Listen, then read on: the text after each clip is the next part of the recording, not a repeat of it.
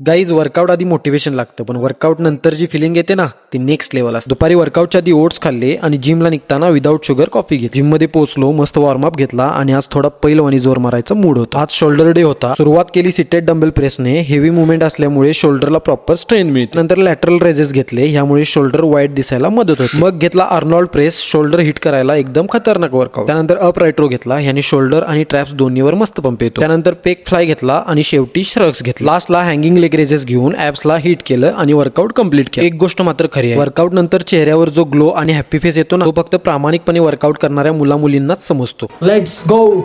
Workout नंतर body flex तो बनता है मेरा भाई.